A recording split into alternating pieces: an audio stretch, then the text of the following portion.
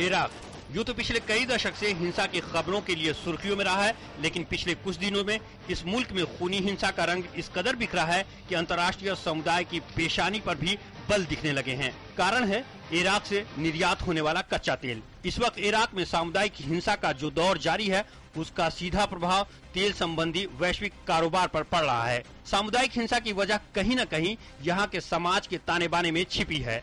Iraq में बहुसंख्यक शिया के अलावा सुन्नी और कुर्द समुदाय के लोग हैं। सद्दाम हुसैन के बाद आए शासन में इराकी सत्ता शिया समुदाय के हाथों में चली गई।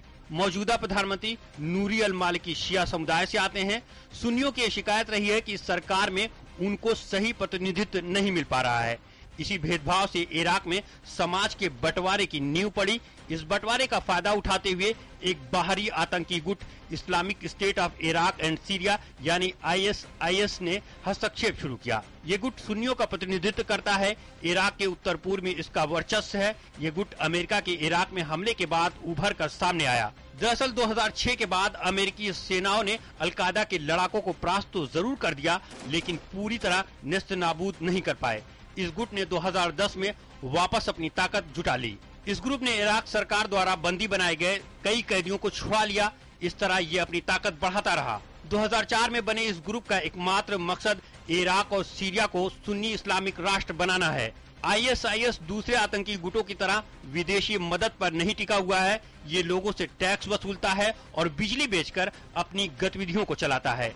इराक में एक और तबका है कुर्दों का, जो शिया और सुन्नी से अलग है। हालांकि ज्यादातर कुर्द सुन्नी हैं। इनके पास उत्तर पूर्वी इराक है, जहां बहुत सारे तेल क्षेत्र हैं।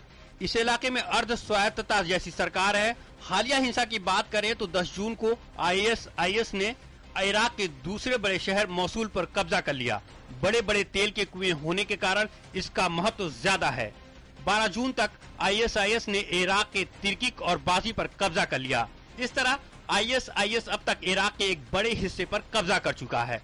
हर गुजरते दिन के साथ उसकी ताकत बढ़ रही है, क्योंकि महज 1000 की संख्या वाले इस गुट के लड़ाके इराकी सैनिकों को मैदान छोड़ने पर मजबूर कर रहे हैं। इन लड़ाकों को कड़ी टक्कर देने वाली सेना भी कहीं न कहीं हारती नजर आ रही है। लिहाजा इराकी सरकार चाहती है कि अब अमेरिका अपने ड्रोन विमानों को ISIS को कुचलने में इस्तेमाल करे।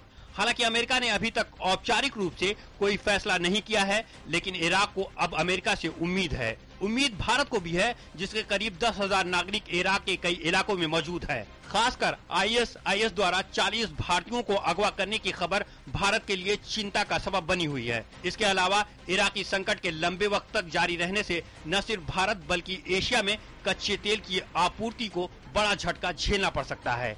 Bureau report, DD news.